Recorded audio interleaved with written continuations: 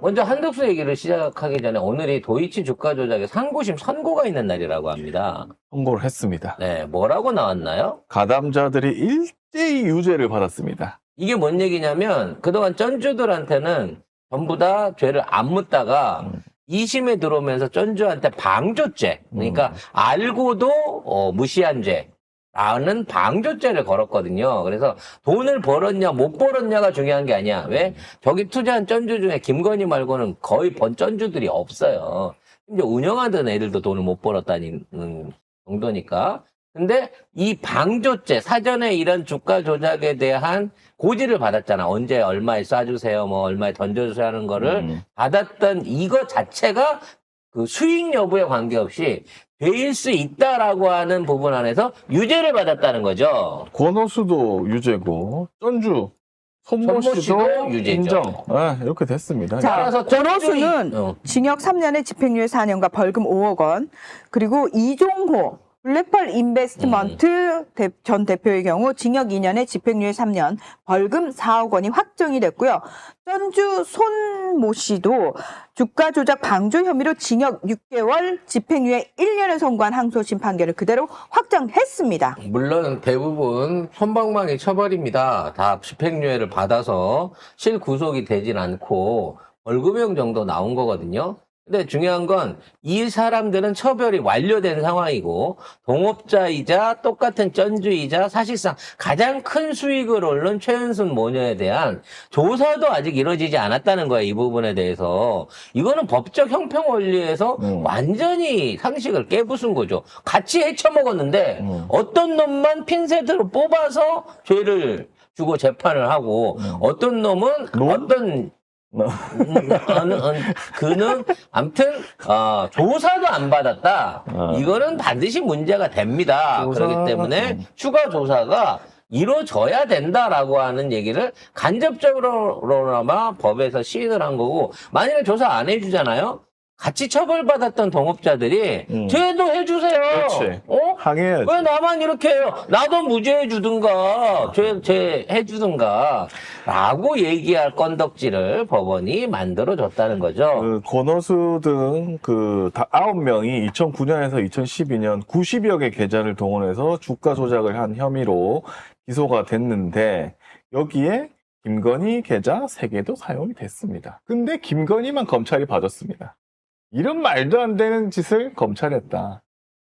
어찌됐거나 못 덮습니다. 내일이 지나고 나면 이 정권은 이걸 못 덮는 거고요. 이제 역으로 이 부분을 제가 나서서 한번 조사해 보겠습니다. 네? 라고 할 검사들이 이제 나선다는 거죠. 저는 세호가 하겠다고 하는 줄 알고. 저도 지금이라도 로스쿨을 갈 수도 있겠습니다만. 로스쿨에서 오지 말래? 안 받아준다고.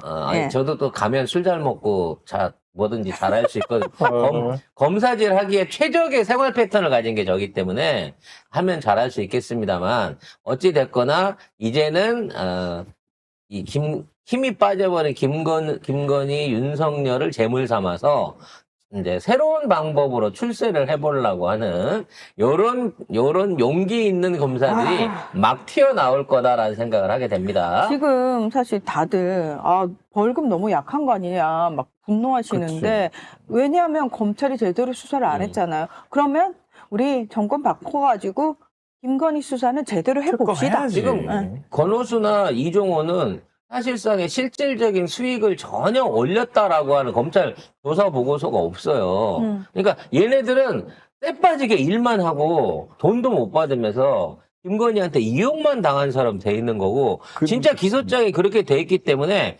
죄는 지었으나 크게 현행법을 위반이기는 한데 크게 뭐 해먹거나 악의적인 게 보이질 않네라는 차원에서 집행유예가 나올 수밖에 없는 겁니다. 근데도 권오수가 벌금 5억이 확정이 됐고 이종호는 벌금 4억입니다. 그럼 23억을 헤쳐먹은 이 모녀 같은 경우에는 어떻게 할까? 이제 공은 하나 붙어야 되는 거예요. 최소 25년에서 50년형을 맞아야 되는 거고, 이건 집행유예가 안 돼. 50억 이상 내야 되는 거죠. 집행유예 안 돼, 이건.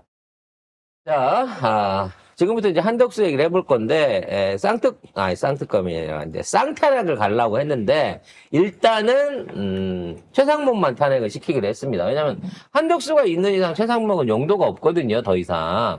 권한대행으로서 용도도 없거니와, 그동안 한 짓거리들 생각하면, 최상목이도 철저하게, 내란 수계 앞잡이로 수사 조사를 받아야 됩니다. 그렇기 때문에 일단 오늘 본회의에서는 최상목 탄핵에 관한 탄핵안이 상정이 돼서 올라갔고, 한덕수는, 어제 올라가서 오늘 이제 심의를 할 거고요. 의결을 할지는 모르겠습니다만, 한덕수는 유보를 해놓은 상태입니다. 내일 선고 기한이, 내일 끝나게 되면 60일 후에 선고합니다 하고 공표를 해야 되는데, 문제는 그 권한이 한덕수한테 있는데, 한덕수가 이것도 안 하고 뭉갤 수 있다는 거예요. 그래서 이런 상황에서는 어떻게 해야 되나? 대선 공보를 안 하면. 대선. 고민들을 하고 있습니다. 게 아직 하지 않은 걱정인데, 아니, 헌법에서 하라 그랬는데, 왜 그걸 안 해? 라고 고민할 수 있는 부분인 거죠. 하지만 최상목은 확실히 탄핵이 이번에는 될 것 같습니다. 그러면 연금 다 날아가고요. 기존에 있는 그 내란 수사도 구속 수사를 받아야 될 것 같아요. 이런 와중에 그 최상목 자녀들에 대한 똑같은 거예요. 이상한 재산 증식에 대한 의혹이 나와가지고 이에 대한 얘기들이 추가로 이제 올라오고 있습니다. 자식도 털리는 거죠. 근데 이거는 2023년에 나왔던 거예요. 그게 이제 뒤늦게 다시 터지고 있는 겁니다. 왜? 최상목인의 자녀들이 이 재산을 아무것도 안 했는데 2억 이상을 불렸다. 이거는 최소한 증여세라도 때려야 되는 거 아니냐라는 거였는데 이게 그동안 의혹으로 있었으면서도 안 까졌었단 말이에요. 처벌이라는 심의가 없었다는 거죠. 작년은 박사과정이었고 장남은 대학원생이었는데 자산이 2억이 늘었습니다. 아니요, 하루에 공부만 해도 미친 듯이 돈이 방송하면서 일을 하는 나도 이렇게 못하는데 그러니까 얘 좀 재주도 좋다. 아버지가 학교만 갔다 오면 고생했어 하고 100만 원씩 일당을 줍니다. 학교 다녀오느라고 수고했다고. 이거 아니고서야 대학원생이 공부하러 다니면서 1억 2천, 8천만 원씩 뭔 재주로 돈을 모으겠습니까? 얘들도 미국채 샀나? 미국채 샀나? 우리나라 망하면 돈 버는 거 그런 거 샀나? 그런 귀찮은 건 아버지가 다 대신해주고 깔끔하게 현금으로만 꼽아준 거죠. 그래서 저기 원래 가족 간에는 10년에 그냥 세금 없이 줄 수 있는 돈이 5천만 원이잖아요. 네, 10년 동안 줄 수 있는 돈이 5천만 원이거든. 나 왜 이런 거 알고 있니? 아무튼 준 사람은 분명히 없을 텐데. 근데 2억이 늘었는데? 받고 싶어서요. 그러니까 2억이 늘었다라는 건 주더라도 꼼수를 부렸을 거라는 거죠. 지금은 이제 얘네들이 어디 좋은 대학과 어디 좋은 직장과 어디 있는지 모르겠습니다만 단순히 최상목만 털 게 아니고요. 자녀들에 대한 재산 상태 그리고 취업 과정에 있는 비리도 다 털어봐야 됩니다. 이제 이 새끼들. 이 정부에 있는 놈들 다 털어봐야 돼. 아무튼 그런데 우리가 걱정하는 건 한덕수예요. 최상목은 이제 네 인생 끝냈어 이제. 대한민국에서 정상적으로 살아갈 길은 없어졌어는. 미성년자일 때는 2천만 원이고. 오, 그렇구나. 아니야, 세뱃돈으로 주면 5억까지도 줄 수 있어. 네. 근데 한덕수가 퇴직금은 50억까지 올 수 있어. 그렇지. 네. 한덕수가 대선 공고를 안 하고 넘어가면 어떡하느냐라는 부분에 대해서 민주당이 이걸 지켜보고 있어요. 그러니까 내일 끝나고 나서 내일 오후나 아니면 월요일 날은 늦어도 월요일 날은 대선 공고를 해야 된단 말이에요. 지정일을 해야 되는데 그게 지정한 날부터 60일이 되는 겁니다. 그러니까 선고일 이후 10일 내에 대선 공고가 필요한데요. 자, 만약에 이거를 한덕수가 안 한다. 그렇게 되면은 국회가 14일부터 18일 사이에 가처분 신청을 하는 겁니다.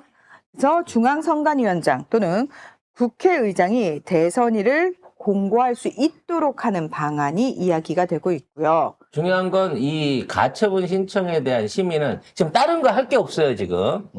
현재는 이거 넣으면 바로 이것부터 해야 되거든요. 근데 이거는 6대2가 아닙니다. 6명이 편결하는 게 아니라 그냥 다수결로 할 수 있어요. 5대, 뭐 4대, 8명이라서 4대 3면 좀 그렇긴 한데, 5대 3만 돼도 통과가 될 수 있는 사안이기 때문에, 만일에 가처분을 넣게 되면 18일 날 임기 전에 이게 통과돼가지고, 한덕수가 안 해도 국회의장이 이거 선거일을 낼 수 있다라고 하는 거죠. 만일에 안 하게 된다 그러면 탄핵시켜버리고 가처분으로 처리를 하게 되면 최소 일주일 후에는 그러니까 그렇죠. 17일까지는 충분히 할 수 있는 거는 그러니까 한덕수가 내일 안 하고 넘어간다고 해서 기다려줄 수 있는 최대 시한이 14일인데 진짜 14일까지 끌고 가려고 안 하고 버팅긴다고 치면 바로 탄핵을 시켜버리고 가처분을 통해 갖고 이거를 임기 남아있는 두 법관의 임기 이전에 18일 이전에 바로 대선일을 선언할 수 있기 때문에 그 부분에 대한 건 걱정 안 하셔도 된다는 거예요. 근데 또 만에 하나 그게 또 잘못될까를 대비해서 일단 임시로 지금 올려놓은 법안이 있지 않습니까? 후임자가 정해지지 않으면 헌법재판소 그 재판관이 그 후임자 할 때까지 임시로 근무해야 된다는 규정에 대해서만큼은 어떻게든 통과를 시켜 넣는 게 근데 좋을 것 같다라고 내일- 얘기들이 나오고 있습니다. 내일 탄핵되면 됐는데도 한덕수가 버틸 수 있을까? 만약에 진짜로 그러면 자기가 다 뒤집어 쓰는데 그렇게는 저도 못할 그럴 거고, 배짱은 없을 것 그런 같은데 인간은 아니라. 워낙 인간들이 그때는 이제 어떤 정치적인 고려가 아니라 뭐 건강상의 이유를 대든가 뭐 아이씨. 그런 방법으로 갑자기 아침에 출근하는데 머리가 어지럽고 힘들어서 출근을 못 하겠어요 하고 병가 같은 걸로 들어놓을 수도 있다는 거지. 근데 어쨌든 그 민주당에서 한덕수하고 최상목을 이제 탄핵 속도를 조절하고 있기 때문에 뭐 가능할 것 같습니다. 어떻게 하든 탄핵을 시킬 수 있다. 둘 다 날릴 수 있다. 이 생각이 듭니다. 예. 그래서 앞으로는 이제 완전히 민주당과 국민의 시간이 될 수밖에 없는 상황인 거고 내일 오후부터는 그동안 미진했던 뭐 특검법이라든지 뭐 각종 국회 국정조사 그다음에 우리가 제일 지금 멈춰져 있는 게 명태균 상설특검하고 내란 상설특검이잖아요. 거기에 관한 그 검사 인정도 금방 진행될 것으로 생각을 하고 있습니다. 근데 안 할 것 같긴 하다. 한덕수. 그러니까 아프다고 안 할 수도 있고. 안 할 것 같아. 왠지 또 아이씨 진짜 그래도 탄핵 시켜야 돼. 근데. 그래도 어찌 됐거나 안 하면 그냥 무조건 윤석열이가 탄핵시켜야 돼요. 파면이 된 상태면 이제는 국진당에서도 더 이상 윤석열을 구해내라 복귀시켜라 이 구호를 쓸 수 없는 입장이라 탄핵 시켜야 돼. 바로 누구를 대선 후보로 뽑아야 하나 이낙연을 뽑아야 하나 김건희를 뽑아야 하나를 놓고 고민해야 되지 않을까라는 생각을 해봅니다.